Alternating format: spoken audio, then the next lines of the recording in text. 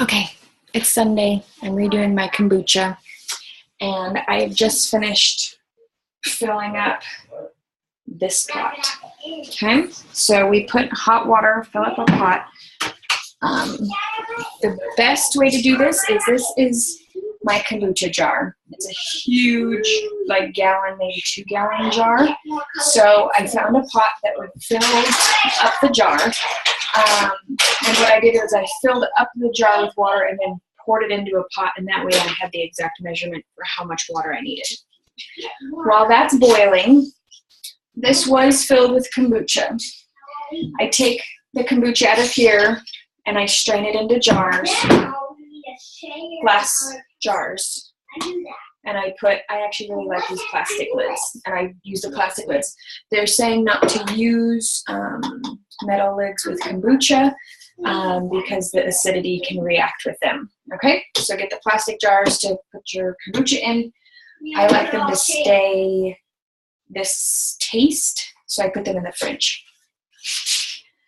I will be using my Island Vacation in a Cup the Mountain Witch Tea Company. She's a local woman who actually makes all of her own teas, and I love them.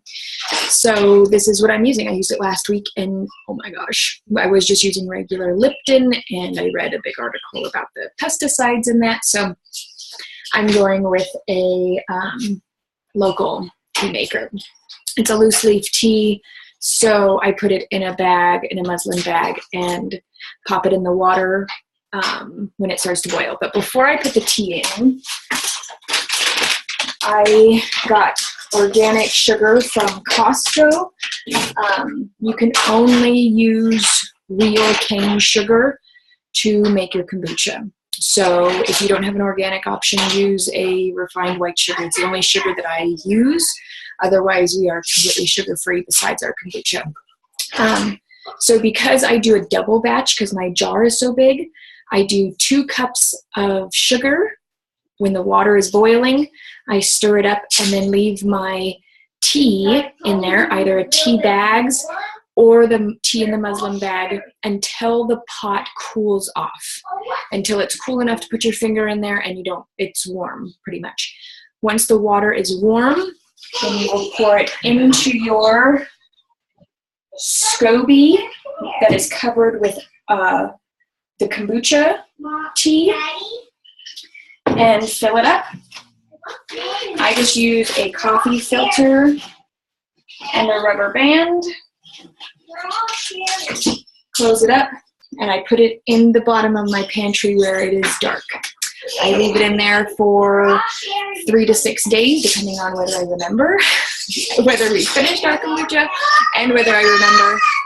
And that's it. I know some of you have gone, how do you make kombucha? So if you don't have a SCOBY and you live close to me, message me and I'll get you one. I can cut mine in half for you, and I'm always having baby SCOBYs to give away. So if you want to join in the fun, awesome process and you're going, what is kombucha? Kombucha is a fermented tea. The SCOBY stands for something. You can look up what a SCOBY stands for, but it's bacteria and yeast, the good bacteria, the good yeast that actually helps rebalance your body. So when you're drinking this tea, you're actually getting all the yummies. If I have, this is from a couple days ago, actually last week. If I have this empty and I pour my kombucha into this, I actually add apple juice into this, just the tea, about 3/4 filled with tea and then about 1/4 filled with apple juice. And then I sit this on the counter, and it continues to ferment, and it uses the juice to do paper and the clipboard in the shelf. All right, so please ask if you have any questions, and if you want to start your own kombucha, let me know, and if you live close.